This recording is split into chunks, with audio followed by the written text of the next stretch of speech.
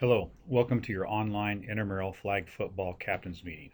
In this meeting, we're going to go over some particulars on how people can be eligible to play flag football and also the rules of flag football. After completing this video, there'll be a quiz that the captain will have to take before his team or her team will be allowed to play intramural flag football. If you need to contact us, please go through the Campus Recreation Office, which the number is listed there, 562-1606, or crec@nwmissouri.edu. The graduate assistant this year in charge of football will be Aaron Brayman. He'll be your main contact, or you can get a hold of me, Bob Lade, at the email address above.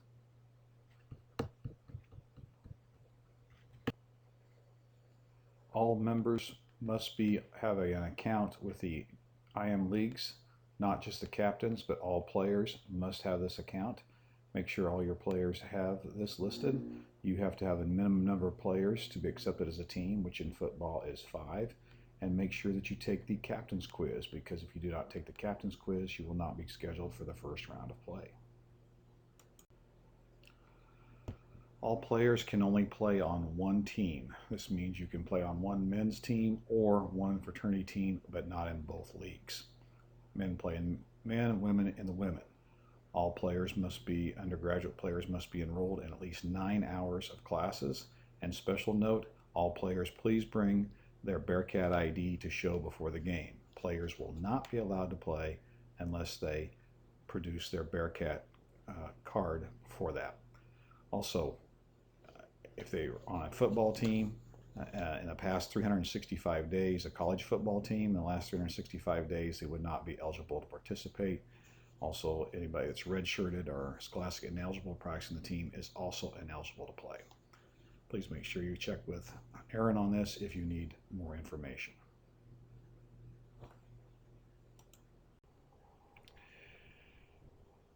A pledge or associate member of an organization may participate for that organization only if he or she's been on the roster, has not been on the roster of another team. Once a person's put on a roster and they play on that team, that's the team they must stay on. They cannot transfer to another team. Also, you cannot play under an assumed name. This will constitute a violation of the rules and will probably cause a forfeit. Also, the player will not be allowed to play anymore. So this is something we do not want to take care of. Make sure that they use proper identification. For flag football, we play with 7 on a squad. You do have to have 5 present at game time. This means if you play at 3:30, they need to be there before 3:30. Game time is forfeit time. If we don't count it till 3:32 or 3:35, it's 3:30. If you have some extenuating circumstances, you need to contact Cody or the intramural office before the game, not afterwards. Protest. We do not protest judgment calls. The only protest will be a misapplication of the rules, which needs to be done before you, and according to football, before the next down. Or if there's an ineligible player, you think playing, you must protest this in writing within 24 hours for it to be valid. Defaults. We want to keep these to a minimum. If for some reason your team cannot play that day, you need to let us know by 2 o'clock of that day or earlier, preferably, so we may contact the other team and let them know there will not be a game that day. This helps everybody out, helps us schedule officials, timers, other team members. If you do this, we will keep you, it'll go down as a loss, but we will not count it and remove your team from play. If you just don't show up, then that team will be removed from further play. If we do postpone games or reschedule games, we will make that decision at 2 p.m. Monday through Thursday, the day of the game. We will send this information out on intramural leagues for you to have information about that. There'll be no need to call in. We will not reschedule any games during the regular season. If there is some type of conflict, there is a procedure here you may go through. You can check with that, but both captains would have to be in agreement. If you want to switch a game to a different time, you need to contact the other captain. They have to agree to it. They don't have to agree to it. You then must contact the intramural office to make sure that time is available before anything's scheduled. But mostly during the regular season, there will be no rescheduling of games. We will reschedule playoff games due to inclement weather. Okay, let's talk about some specific flag football rules now. Make sure you pay attention to these. There is a link that you can click on and have the rules all in front of you if you'd like. You can go and get that now or just follow along here. This will help you when you take your quiz. We also want to make sure that you relay these rules to your team members. This is your responsibility to relay their members. All right, you do have to have 7 players. You can play that. We have to have 5 because 4 of them have to be on the line of scrimmage. There must be 5 there to start, and there's more get there you can add. If any time from the halftime on there's a spread of 30 points or more, the game will be over. This just means we will no longer keep score. We will no longer officiate the game. However, the field will be yours to complete your game until the next time to start the next one. Also, if there's less than 5 plays to go and there's a 19-point difference, the game will be called at that point because there will be no way the other team will win. Okay, equipment. This is very important. 141. Jerseys have to be tucked into the pants. Any shirt that you have, t-shirt, whatever, must be tucked in so that the complete flag belt is seen. If they're not tucked in, the shirts must be cut off so they're at least 4 inches above where the flag belt is. It would be better if you wore shorts that did not have pockets or belt loops. Will allow you to wear these, but it's a good chance these could get ripped off during play. Also, no metal or anything like that on any of the clothes, on any of your clothes. The belt must be worn without knots. There's an attachment that goes on to the flag. It's very simple to put on so that when you snap the flag, it comes right off. When you do make a tackle, you grab the flag and hold it up right there, and that's where the ball will be put in play. Wherever the ball was when the flag is taken off is where the ball will be down. That means, though, that a person may be standing on the 1-yard line, but if they have the ball extended over the goal line and the flag is then removed, it is a touchdown because the ball broke the plane. If it so happens that the referee sees the belt pulled, but the tackler does not have it in their hand, the runner continues to run, and then the belt falls off of them a few yards later. Wherever that belt falls on the ground, that's where we'll place the ball. When we play flag football, everybody must wear shoes. No sandals, open-toed shoes. Tennis shoes are fine. Molded rubber cleats are fine, but we will not take any metal-type cleats. There can be no metal-tipped type cleats out there at all. You also can't wear ski boots, track spikes, baseball spikes. They have to be rubber-type projections on there. No headwear except for a sweatband, a cloth sweat headband, or a stocking cap. Those are the only 2 things you can wear. No ball caps, no do-rags, nothing like that. No knots in anything. No jewelry whatsoever. You have a choice. You can, if you have some jewelry on, you may take that jewelry off and play, or you can leave the jewelry on and watch. But we will not allow jewelry out there. This is safety for everyone. We don't want anybody getting an ear or anything else torn off out there. Okay, some definitions in Rule 2. Basically, anytime the ball touches the ground, it is dead at that spot. On a snap back from the center, if it hits the ground, it's dead there. Anytime somebody drops a ball or a pass, it's dead right there. You do not go on and continue on with the play. There's no fumble recovery.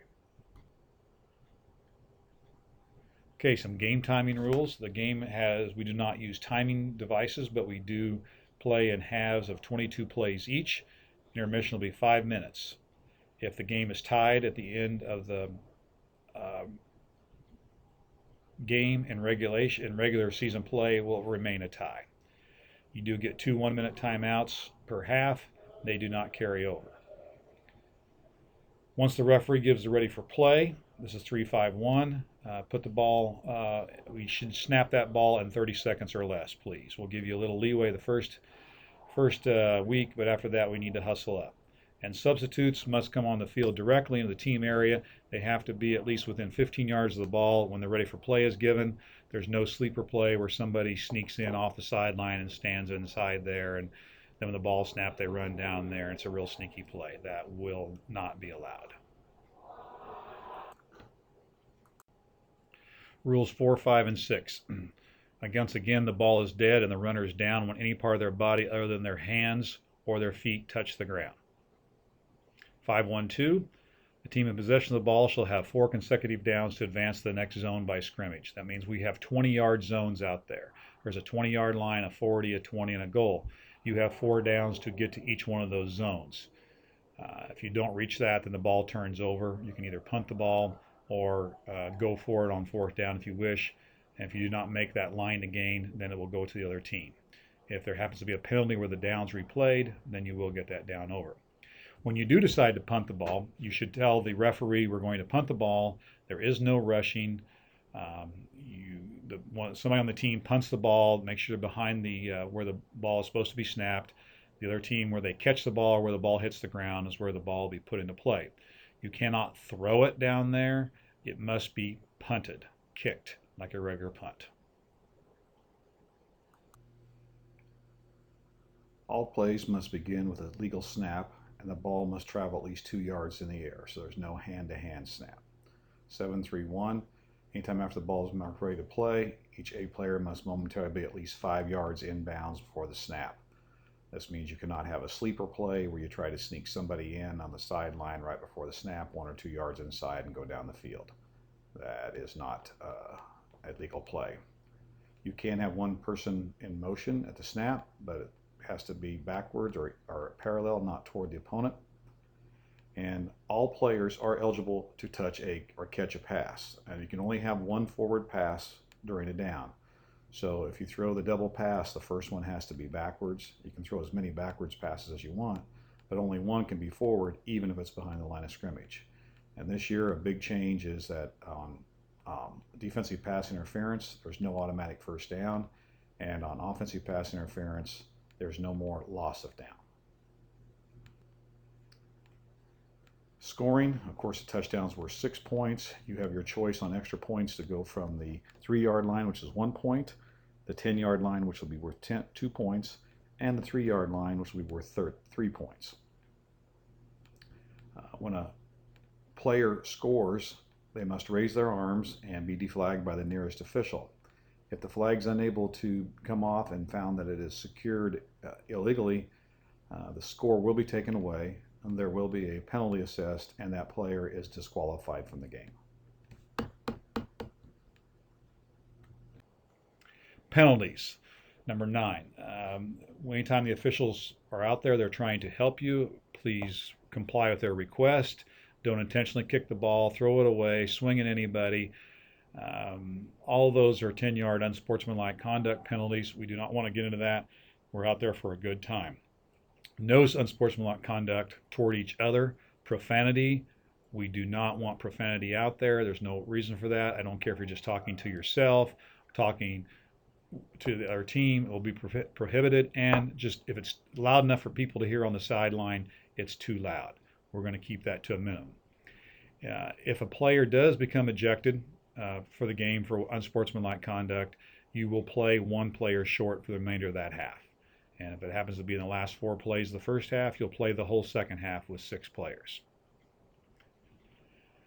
Okay, sometimes people forget this, but 9-3-1, as a runner is running with the ball, the defender cannot punch it, strike it, try to strip it, or steal the ball. Your job is to go for the flag, not the ball. All right. Now, of course, on passing plays, you can always knock the ball down, but this is when it's in player possession. Blocking. This is very important, especially if you have not played flag football before. Basically, you block with your hands behind your back or in front of your chest. The elbows are not extended. The knees are not extended. Basically, it's a block charge type situation like we have in basketball. Defensive players are supposed to go around anybody in their way. Offensive blockers cannot move into the defender's path. Now, will there be contact? Yes, there will be contact because there's contact in basketball, excuse me. And if that happens, it could be a foul, but it might not be. Hands and arms can never come into play. You can't put a hand on somebody and swim by them, anything like that, push, shove, that's all out. All right, this is supposed to be a safety factor. This is flag football. Be careful with this situation here and use proper technique. On the other hand, the runner shall not flag guard by using their hands or arms. This means that as they're running down the field and somebody reaches for it, they knock their hand away. You have to be in normal running mode. The official detects an unusual movement that could be flagged for that move right there. Remember that the runner cannot stiff arm or drive over a person, run over a person. This is flag football. So the way I like to describe it is basically if you have the ball, you're it, and we're playing tag, and you don't want to be tagged. So you need to do everything you can to dodge away from the defenders. But you can't stiff arm or run over anybody or jump over anybody. You can spin if you think that'll help, but that's really the only move that you can make. The defense also cannot hold, grasp, or obstruct the forward progress of a runner. This will be a judgment call. If you're standing your ground, the runner can't run over you. However, you can't grab onto the person as they go by you and hold on while you pull the flag. One penalty enforcement we'd like to make aware of is that on a foul during a touchdown, if there's a foul by the defense during that down and results in a successful touchdown, the scoring team can choose to have the foul enforced on the extra point or the 14-yard line. And you can make this decision, and then you can decide where you want to go. If you're going to put it on the extra point, where you'd like to have that enforced from. If the defense fouls on a successful extra point, the penalty may be assessed at the 14. Also, we're talking about penalties that after a score has been made by the offense, if the defense or the offense then does something unsportsmanlike or commits a foul on that dead ball period, then the defense may decide to take the penalty either on the extra point or on the succeeding spot, the 14-yard line. Very important. It's your responsibility as captain to make sure all members of your team know these rules. Most times when people try to argue with an umpire or supervisor, it's because of their ignorance of the rule, and ignorance is not an excuse to yell at someone. So it's best to know these rules, and we do have students, your fellow students, working the games. Will they make some mistakes? Sure, I'm sure they will, but there'll be a lot of mistakes made by the players also. So if you have a question to ask them please. Yelling and screaming and cursing will not work very well. Your rules, if you haven't already not downloaded them, they can be found on this page of the IM Leagues. Over there under the reference links, there's a sports rules and forms that you click on. There'll be flag football rules. You hit the download and you can get a copy of that. Anybody can get that when they have their Intramural Leagues account. Make sure that you take the quiz after watching this video, and it must be submitted before midnight on Tuesday, September 17th. If not, your team will not be scheduled the first week, and your team won't be scheduled until the quiz is completed. So this is very important as you're taking this online. Thank you very much, and we hope you learned something today.